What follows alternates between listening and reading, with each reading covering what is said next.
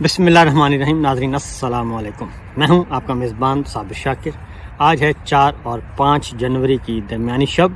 کچھ تازہ ترین خبریں، اطلاعات و تبصرے، پاکستان کے حالات، واقعات اور سیاسی صورتحال کا لیتے ہیں جائزہ. اس وقت ذرا موسم تھوڑا سا کھلا ہوا ہے اور یہاں پہ سنو فال ہوئی ہے، ہلکی پھلکی لیکن کافی مزیدار، اور موسم بھی بہت اچھا ہے، مائنس میں ہے. تو میں نے کہا ذرا واک شاک کی جائے اور ذرا تھوڑی سی سیر و سیاحت بھی کی جائے اور موسم کا بھی لطف اٹھایا جائے، کیونکہ تازہ ہمیں 85 سال قید کی سزا سنائی گئی ہے اور پتہ نہیں اب کب ملاقات ہو، کیونکہ مجھ سے تو دوست جب بھی فون کر رہے ہیں، جہاں سے بھی کوئی پرانے کلاس فیلوز فون کرتے ہیں، school fellows, college fellow, university fellow, دوست عزیز و اقارب، تو انہیں میں کہتا ہوں کہ انشاءاللہ ہم عالم ارواح میں ملاقات کریں گے. تو بہرحال صورتحال یہ ہے کہ پاکستان اس ساری پولیٹیکل وکٹمائزیشن پہ کہاں کھڑا ہے. پہلی خبر ٹو دا پوائنٹ، ڈائریکٹلی ہم بات کریں گے. پہلی خبر، وینزویلا میں جو امریکی ایکشن ہوا، جارحیت ہوئی، اور وہاں سے وینزویلا کے صدر کو اور ان کی اہلیہ کو اٹھا کر لے گئے امریکی فورسز اور ان پہ مقدمہ چلانے کا اعلان کیا. اب اس چیز کو امریکہ کے اندر بھی وہاں پہ مظاہرے ہو رہے ہیں اور وہاں پہ باقاعدہ طور پہ بڑے ہزاروں لوگ نکلے ہیں اور اس پریزیڈنٹ ٹرمپ کے اس اقدام کے خلاف. اور دوسری بات، امریکہ میں، یورپ میں مظاہرے ہو رہے ہیں. پھر وینزویلا کے اندر جو ہے وہ ہزاروں نہیں لاکھوں لوگ نکل آئے ہیں اپنے مغوی صدر کے حق میں، جو ان کے صدر کو اغوا کر کے لے جایا گیا ہے امریکہ میں. اور اس چیز کو کیا جا رہا ہے، ڈسکریج بھی کیا جا رہا ہے، مذمت بھی کی جا رہی ہے اور احتجاج بھی ہو رہا ہے. اور سب سے بڑھ کر اگلی بات یہ کہ خود امریکہ کے جو امریکن پارلیمنٹ کے بااثر سینیٹرز ہیں اور وہ پارلیمنٹیرینز، کانگریسمین جسے کہتے ہیں، وہ میدان میں آئے ہیں اور وہ بھی سخت ترین تنقید کر رہے ہیں اور وہ واضح طور پر بتا رہے ہیں کہ امریکہ میں غربت، مہنگائی، بے روزگاری عروج پہ ہے اور 60% جو ہے جو آبادی ہے وہ اس وقت اس کو سہولیات چاہیے. اور پریزیڈنٹ ٹرمپ نے کہا تھا کہ سب سے پہلے امریکہ ہوگا اور امریکہ فرسٹ ہوگا. تو امریکہ فرسٹ کا یہ مطلب ہرگز نہیں ہے کہ آپ غیر قانونی طور پہ، غیر آئینی طور پہ آپ ایک مسلح جدوجہد کریں اور ایک مسلح جارحیت کریں، ایک اقوام عالم کے قوانین کے خلاف بھی اور امریکنس رولز کے خلاف بھی آپ یہ کام کریں. اور امریکن سینیٹرز، امریکن کانگریس مین بھی جو ہے وہ اس کی مذمت کر رہے ہیں اور اس کو کہہ رہے ہیں کہ فوری طور پہ اس کو انڈو کیا جائے اور وینزویلا کے صدر کو رہا کر کے واپس بھیجا جائے. اور یہ اندر سے مزاحمت ہو رہی ہے. تو یہ جو رجیم چینج آپریشن کا یہ جو کلچر ہے، اگر کیونکہ یہی چیز جو ہے وہ پاکستان میں سال 2022 میں کی گئی تھی، رجیم چینج آپریشن کیا گیا تھا، اور صرف فرق اتنا ہے کہ وینزویلا کے صدر کو جو ہے وہ امریکی فورسز اٹھا کر لے گئے اور وہ انہوں نے گھر توڑا اور وہ بتایا گیا کہ وینزویلا کے صدر اور ان کی اہلیہ اپنے بیڈ روم میں تھیں اور سو رہے تھے، اور اس وقت وہاں سے ان کو نکالا گیا ہے اور امریکن فورسز وہاں سے لے کے گئی ہیں. تو عمران خان صاحب کا جو پاکستان میں رجیم چینج آپریشن ہوا تھا، اس میں صرف فرق اتنا ہے کہ پہلے 9 مئی کو ان کو اٹھایا گیا اور وہ جو رینجرز کے کپڑوں میں ملبوس لوگ تھے، وہ کمانڈوز تھے، انہوں نے اٹھایا اور گریبان سے پکڑا اور اٹھا کر لے گئے اور اسلام آباد ہائی کورٹ کے دروازے، کھڑکیاں توڑ کر، شیشے توڑ کر اور وکلا کو لہو لہان کر کے وہاں سے اغوا کر کے لے گئے، جسے سپریم کورٹ نے اغوا قرار دیا. اس کے بعد دوسرا سین ہمیں 5 اگست کو نظر آتا ہے. 5 اگست 2023 کو جب ان کو اٹھایا گیا ان کے گھر سے، جب ان کو سزا سنائی گئی ادھر سے اسلام آباد سے، اور فوری طور پہ ایس پی صاحب گئے اور ان کے بیڈ روم کے دروازے توڑے اور اندر سے ان کو لے کر اور ان کو لے گئے اٹک جیل میں. تو یہ سین وہی ہے، مناظر وہی ہیں اگر آپ غور کریں تو، اس میں کوئی فرق نہیں ہے. لیکن رجیم چینج آپریشن کے پیچھے یہ پڑے ہوئے ہیں. اگلا جو رجیم چینج ہے وہ ایران میں ہمیں دیکھنے کو مل رہا ہے، اور ایران میں بھی بہت زیادہ لاکھوں لوگ، ہزاروں لوگ جو ہیں وہ مہنگائی کے، بظاہر مہنگائی کے خلاف اور مسائل کے خلاف وہ آ رہے ہیں میدان میں، لیکن ان کو بھی کہا جا رہا ہے کہ بیرونی ہاتھ اس میں ملوث ہے. لیکن اس کے ساتھ ساتھ ایرانی حکومت کے حق میں بھی مظاہرے شروع ہو گئے ہیں اور وہاں پہ سچویشن ایک پہلے اٹیمپٹ کی جا چکی ہے ایران میں رجیم چینج آپریشن کی، وہ ناکام ہوئی تھی اور وہ اسرائیل کے ذریعے کی گئی تھی اور پھر امریکہ بھی اس میں کود پڑا تھا، لیکن وہ ناکام ہو گئی تھی، جس میں ان کی ساری کی ساری فوجی قیادت اور ان کے جوہری سائنسدان وہ سارے کے سارے پاسداران انقلاب کی لیڈرشپ ساری شہید کر دی گئی تھی. تو بہرحال یہ ایک سلسلہ چل رہا ہے. اور ہم کیا کر رہے ہیں، ہم بغیر کہے بغیر مزاحمت کے ہم رجیم چینج آپریشن کر دیتے ہیں۔ اب آتے ہیں یہ ساری صورتحال اپنی جگہ پہ، اور اب پاکستان کی داخلی صورتحال کو دیکھ لیتے ہیں کہ پاکستان میں کیا ہو رہا ہے۔ پاکستان کا پولیٹیکل وکٹمائزیشن اس وقت عروج پر ہے۔ پاکستان کیا کر رہا ہے؟ پاکستان یہ کر رہا ہے کہ لاہور میں ایک سرکاری فنکشن ہوتا ہے، میوزیکل شو ہوتا ہے، اور وہاں پہ ایک قوال جو ہیں، گلوکار جو ہیں، وہ ایک گانا گاتے ہیں، اور وہ گانا گاتے ہیں نقدہ کوکا، اور نقدہ کوکا گاتے ہیں تو لوگ ذرا محظوظ ہوتے ہیں، خوش ہوتے ہیں، عوام ڈیمانڈ کرتی ہے، انہوں نے گا دیا، سرکاری پروگرام تھا۔ لیکن اس کے بعد ان قوالوں پہ، ان سنگرز پہ، ان گانا گانے والوں پہ، ان سازندے سازکار ان کو کہہ لیں، وہ سب کے سب میوزیشین، ان پہ مقدمہ درج کر دیا گیا ہے غداری اور بغاوت کا، کہ آپ نے نقدہ کوکا کیوں گایا، اور اس سے ایک انریسٹ پیدا ہو گیا ہے، اور ایک بہت ہی پتہ نہیں کیا بغاوت ہو گئی ہے۔ یہ ایک ایف آئی آر میرے سامنے ہے، میں آپ کو اس کا حوالہ بھی دیتا ہوں تاکہ آپ کو اندازہ ہو سکے کہ یہ میرے سامنے ایف آئی آر ہے جو کہ کاٹی گئی ہے، اور اس پہ ایک مذاق بنا ہوا ہے، اور اس میں کہا گیا ہے کہ انہوں نے کہا جی اس دوران قوال جو ہیں فراز خان اور اس کے ساتھی قوالوں نے دانستہ طور پر بغیر اجازت ایک سیاسی اشتعال انگیز نغمہ گایا، جس کے بول جیل اڈیالہ قید 804 ہوئے تھے، جو انتظامیہ نے بند کروایا، اور اس کے نتیجے میں عوامی مجمع میں جوش اور اشتعال پیدا ہو گیا، اور امن عامہ متاثر ہونے کا خدشہ ہوا۔ اب آپ یہ سوچیں ذرا کہ کہتے ہیں جی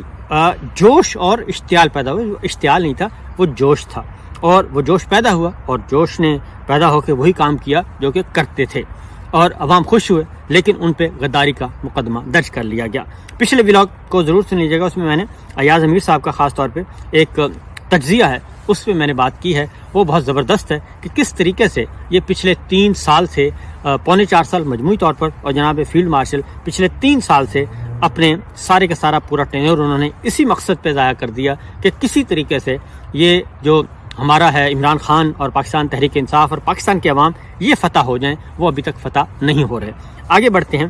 یہ تو ہے اندرون ملک صورتحال ہمارے یہاں چل رہی ہے۔ اب ذرا آتے ہیں کہ ہمارے پڑوس میں کیا ہو رہا ہے، اور ہماری خارجہ پالیسی کس حد تک ناقص ہو چکی ہے، کس حد تک ناکام ہو چکی ہے، اور ہمارے پڑوسی ملک ہمارے ساتھ کیا کر رہے ہیں، اور ہم کس حد تک ارریلیونٹ ہو چکے ہیں اپنے خطے میں اپنے پڑوسی ممالک کے ساتھ۔ کیونکہ یہ ہے ایک کانفرنس ہوئی ہے کابل میں کانفرنس ہوئی ہے، انٹرنیشنل کانفرنس، اور پاکستان اس میں نہیں ہے، باقی سب ہے۔ 3 دن پہلے یہ افغان دارالحکومت میں پریس کانفرنس ہوئی ہے، اس میں چائنا، افغانستان، ایران، روس، Uzbekistan, Tajikistan, Turkmenistan, Kyrgyzstan, Uzbekistan اور قزاقستان اور ارمینیا کے سیکرٹری خارجہ شریک ہوئے، اور اس میں ایران کے شہر زیدان سے افغانستان کے راستے سے تمام ممالک میں موٹر وے بنانے پر اتفاق کیا گیا، اور اس میں اگلے سال جنوری میں چین اور روس 30 ارب ڈالر فراہم کریں گے، اور ایران 5 ارب ڈالر فراہم کرے گا۔ افغانستان کو راستے کے مد میں ٹیکس فری ملک قرار دیا گیا، اور جو سالانہ افغانستان کو ٹول ٹیکس سے 18 ارب ڈالر آمدنی ہوگی۔ تو یہ صورتحال ہے افغانستان کے شہر کابل میں ہوئی ہے کانفرنس، انٹرنیشنل کانفرنس۔ سارے سینٹرل ایشین اسٹیٹس، ہمارے سارے پڑوسی ملک ادھر تھے، اور چائنا موجود تھا، اور نہیں تھا روس موجود تھا، اگر کوئی نہیں تھا تو صرف پاکستان نہیں تھا۔ یہ ہے ہماری خارجہ پالیسی، اور یہ ہے ہماری افغان پالیسی۔ اب میں ذرا تھوڑا سا پیچھے لے کے چلتا ہوں۔ عمران خان صاحب کا جو آخری سال، جس سال سازشوں کے تانے بانے بنے جا رہے تھے اور رجیم چینج آپریشن برق رفتاری سے چل رہا تھا، ازبکستان میں انٹرنیشنل کانفرنس ہوتی ہے، عمران خان صاحب جاتے ہیں، VVIP ان کو پروٹوکول ملتا ہے، اور اس میں یہ بات ہوتی ہے کہ سی پیک جو ہے وہ اور بیلٹ اینڈ روڈ انیشیٹو کو آگے بڑھایا جائے گا،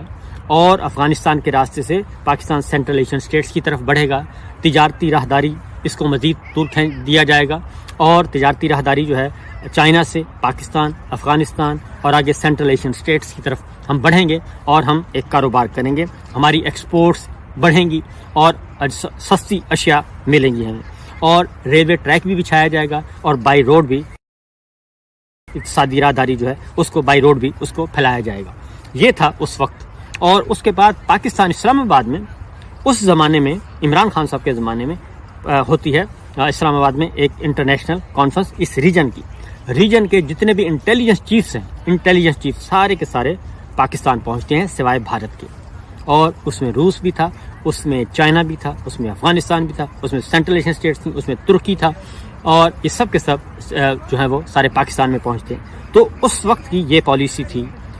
جس کو یہ کہتے ہیں کہ یہ ناکام دور تھا. اور آج یہ ہے کہ آج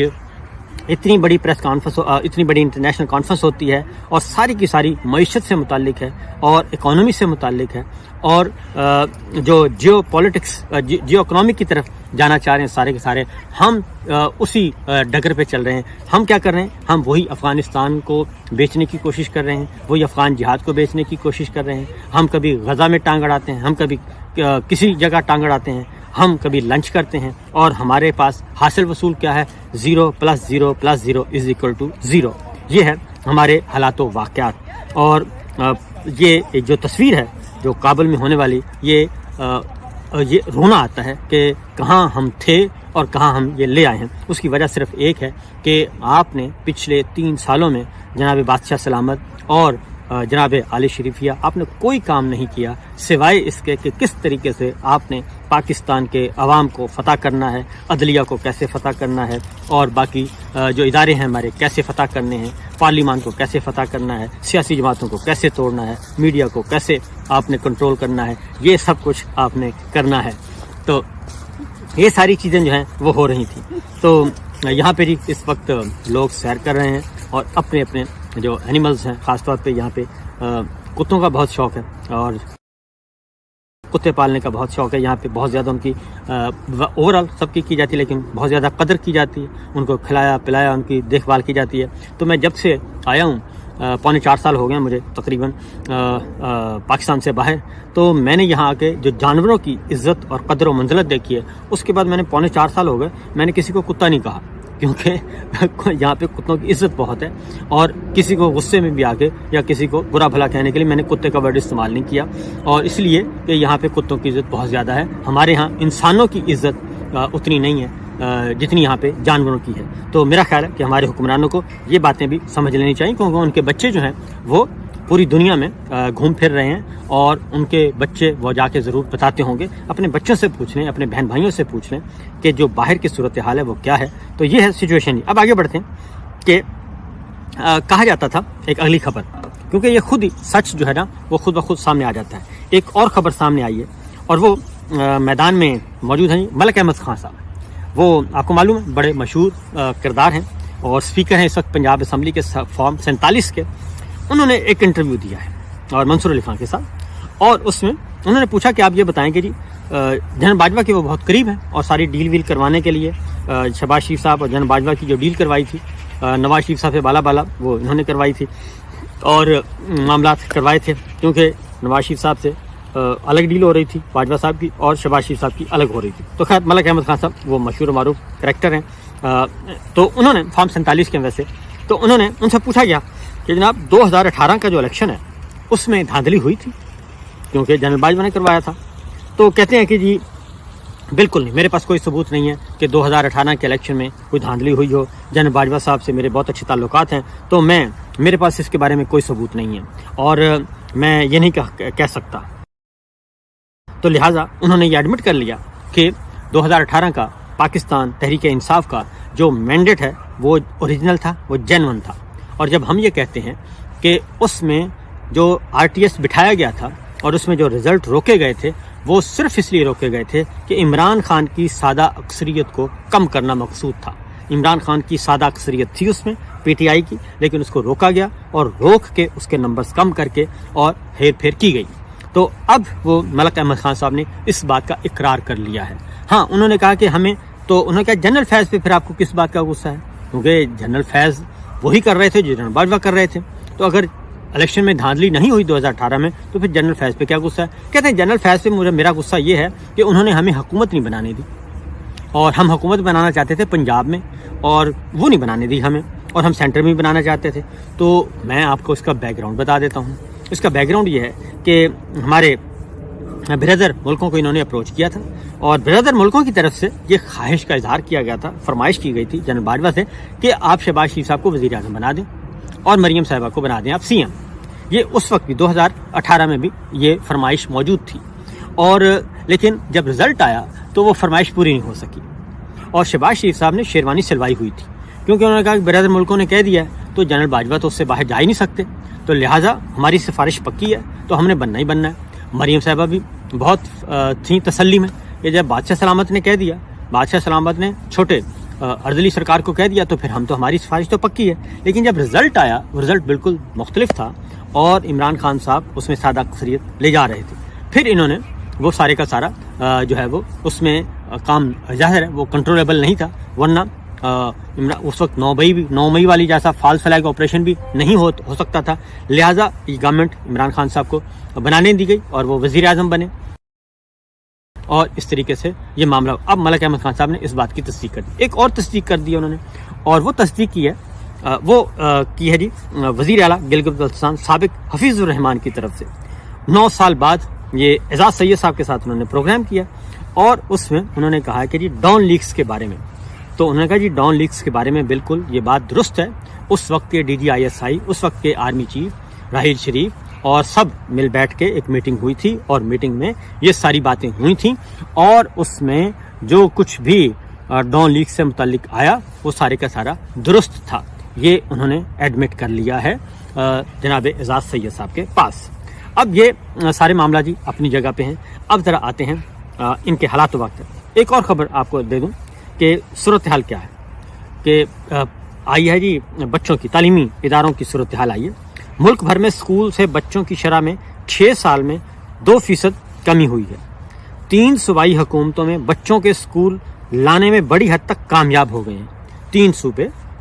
جو باہر تھے بچے اسکول سے، ان کو اسکولوں میں لانے میں کامیاب ہو گئے ہیں 3 صوبے۔ کون کون سے؟ اس میں سندھ ہے، اس میں خیبر پختونخوا ہے، اس میں آپ کا بلوچستان ہے، لیکن اس میں نہیں ہے تو وہ پنجاب نہیں ہے۔ اور پنجاب کے بارے میں سب سے نیچے پنجاب ہے، پنجاب میں 21% بچے اور اب بھی 21% بچے یعنی 1 کروڑ سے زائد بچے سکولوں سے باہر ہیں۔ 2019 میں 31% اور 2019 میں 31% اور اب 28% بچے سکولوں سے باہر ہیں، یہ ایک رپورٹ آئی۔ اس کے بعد ایک اور ہے جی اس میں مزید ذرا کلیئرٹی کے ساتھ کہ تمام ملک بھر میں اسکول سے باہر جو بچوں کی شرح میں کمی آئی ہے، مگر پنجاب میں کوئی کمی نہیں آئی۔ اور مہنگائی تعلیم میں رکاوٹ، پنجاب میں 19% بچے مہنگی تعلیم کی وجہ سے سکول نہیں جا پا رہے، اور سکولوں کی آؤٹ سورسنگ درست حل نہیں ہے۔ یہ شہباز رانا صاحب جو ماہر معیشت ہیں، ہمارے دوست ہیں، انہوں نے کہی۔ میں اب آپ کو ذرا اس کے بارے میں مجھے ذاتی طور پہ کچھ چیزیں علم ہے کہ پنجاب میں کیا کیا گیا۔ پنجاب میں آؤٹ سورس کر دیے گئے ہیں، جو گورنمنٹ کے سکول تھے اور گورنمنٹ کے کالجز تھے، ان کو پرائیویٹ سیکٹر کے حوالے کیا جا رہا ہے اونے پونے کہ جناب آپ سکول چلائیں۔ اب ان پہ ایک تو چیک اینڈ بیلنس کا سسٹم ہے وہ ختم ہو گیا ہے، نمبر 1۔ نمبر 2، اب وہ مزید مہنگے ہو گئے ہیں، کیونکہ عللے تللوں پہ خرچ کرنے کے لیے ان کے پاس پیسے ہیں، بلٹ پروف گاڑیاں پیسے ہیں، ایئر فورس 1 طیارے پہ عیاشیاں کرنے کے پیسے ہیں، اور بیرون ملک بے شمار دورے کرنے کے لیے پیسے ہیں، اور سڑکوں پہ پلوں پہ ان پہ خرچ کرنے کے پیسے ہیں، یعنی کہ جہاں سے کک بیکس ملتے ہیں تعمیر و ترقی کے نام پہ جو یہ خرچ کرتے ہیں، ان کے لیے ان کے پاس پیسے ہیں۔ لیکن پیسے نہیں ہیں تو صرف اور صرف تعلیم کے لیے نہیں ہے، صحت کے لیے نہیں ہے، ان چیزوں کے لیے ان کے پاس پیسے نہیں ہیں۔ یہی وجہ ہے کہ پنجاب میں سکول، ہمارے جو school, colleges, technical colleges, commerce colleges, ان سب کو پرائیویٹائز کیا جا رہا ہے،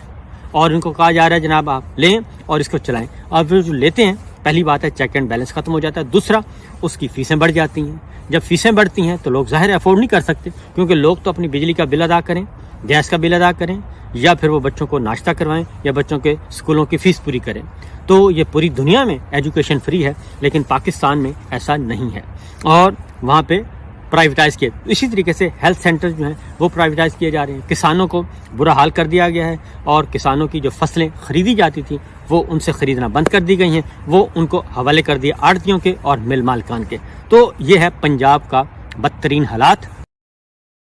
اور پنجاب میں جرائم کی ویسے ہی پہلے آپ کو بتا چکے ہیں کہ تقریباً 10 لاکھ سے زیادہ جرائم ایک سال میں ہوئے ہیں، جس میں ہزاروں قتل شامل ہیں، ہزاروں اغوا شامل ہیں، ہزاروں گاڑیاں چوری شامل ہیں اور ہزاروں کڈنیپنگ شامل ہیں۔ یہ سب کچھ پنجاب میں ہو رہا ہے، اور باقی مرید میں نمبر 1 ہے دہشت گردی میں، پاکستان کا انڈیکس میں پاکستان اوپر جا رہا ہے، یہ صورتحال چل رہی ہے۔ تو آپ دیکھ لیں کہ پاکستان ہمارے حکمرانوں کی پریورٹیز کیا ہیں۔ تو فی الوقت اتنا ہی، اجازت دیجیے، اللہ حافظ۔